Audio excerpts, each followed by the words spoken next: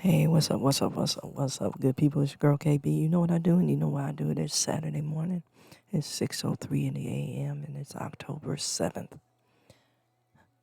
Man, I've entitled this piece "Calling Me Out." You know, or I should have just said, speaking my truth. Because whenever we say that, we know we're lying. Is your truth the truth? And the majority of the time, it is not.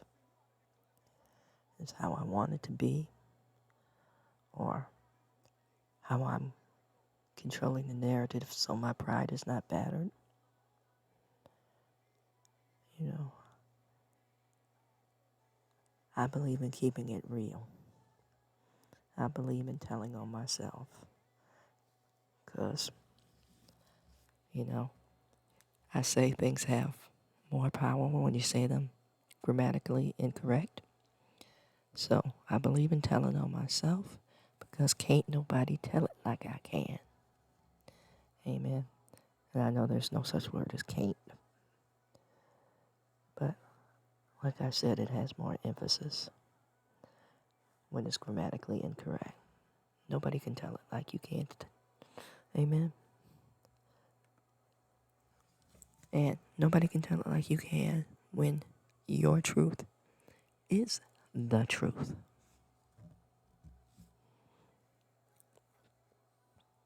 And I'm not ashamed to tell the truth. Amen. And what's funny about telling the truth is that most of the people that you have to tell the truth to are so accustomed to lying that they question the truth when it's presented. You know, when you're in church and somebody's on a roll and they're on, in the moment, you'll hear somebody yell out, "Let him use you." Well, at least if you belong in the church that I belong to, let him use you, right? And that means let God use you. Continue to preach. You're preaching truth, This is truly the gospel. Let him use you. But see, the majority of us, when we hear let him use you, we're not talking about God. And that's why it's easier to believe a lie. Let me just get into this message. I'm reading Daily Reflection, and it's entitled Daily Monitoring. And it says, continue to take personal inventory. If you've been around me, if I've been your counselor, if I've been your mentor,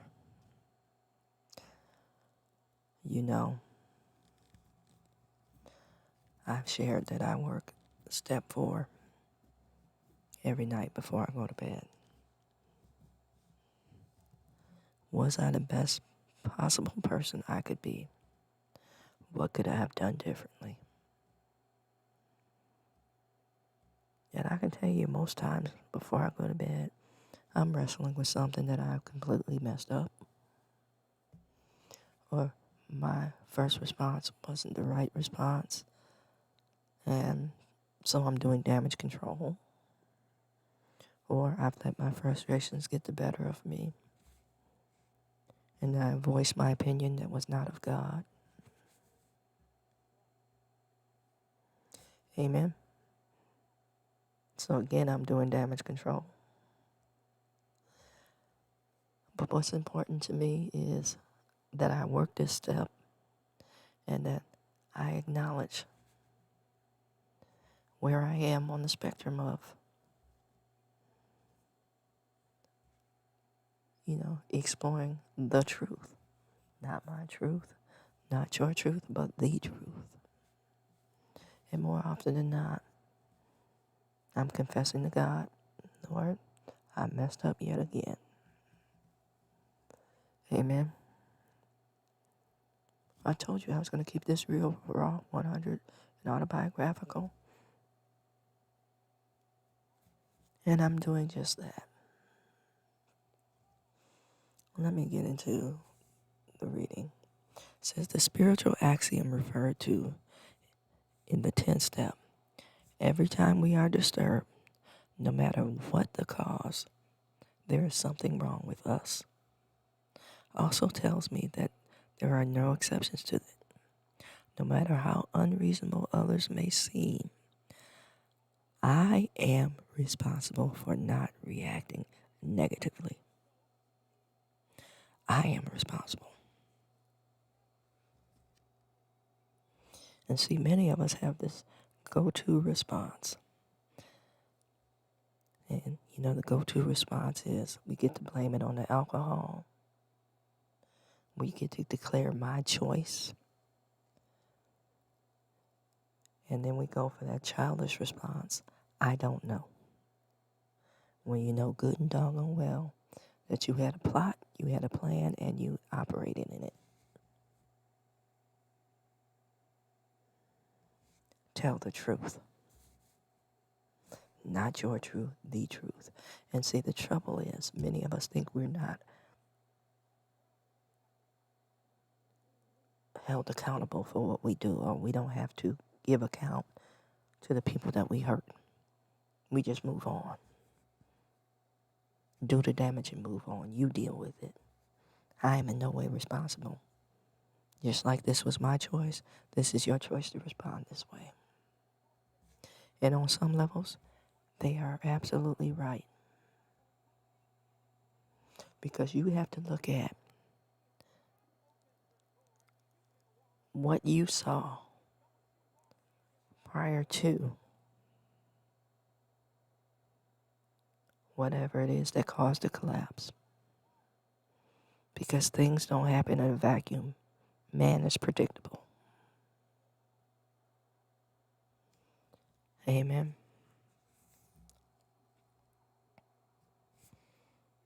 Let me go back to this reading. It says, no matter how unreasonable others may seem, I am responsible for not reacting negatively. Regardless of what happens around me, I will always have the prerogative and the responsibility of choosing what happens to me. I am the creator of my reality. Now, I don't want to go too literal on that. Life happens, people are going to be people-y. But the thing to ask is, what part you played in it, and what did you see prior to it happening, and did you disregard what you saw? And I can say more often than not, that is where we get stuck. We see things, and we believe that we, notice I keep putting the emphasis on that word, we. Because we're so grand and wonderful, and we're so full of ourselves that we have the power to change certain situations and outcomes. Nope. The only thing you have control over is you.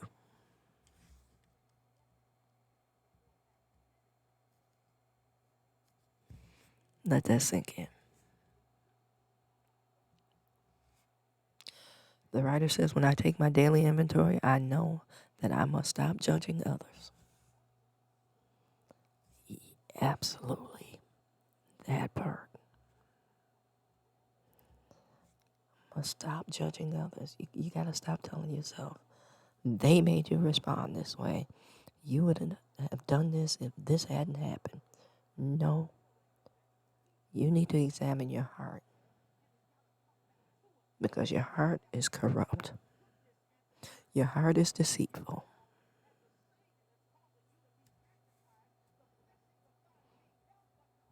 And if you don't believe me, I want to say, do the anatomy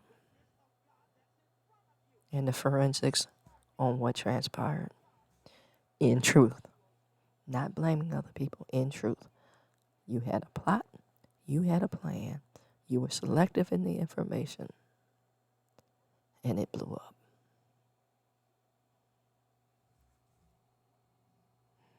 Lie, lie, lie, lie, lie, deny, deny, deny, deny. Rather than be honest and say what you did, you have this blanket excuse that absolves you of any responsibility. Just like in the garden, it was this woman you gave me, God. Negating the fact that God spoke instruction to you.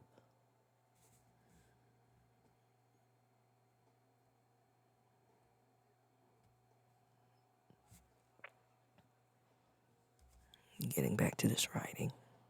When I take my daily inventory, I know I must stop judging others. If I judge others, I am probably judging myself. Whoever is upsetting me the most is my best teacher. I have to learn from him or her. And in my heart, I should thank that person. Now, that right there is the straight up truth. Whoever is upsetting me the most is bringing me my truth. See, I can't tell it to myself. They're bringing me my truth, and I'm upset about it. And I never look at why I'm upset about it. I want to continue to blame and judge them. And when in reality, you should thank that person for exposing that character defect so you can give it to God. Amen. Amen. Amen.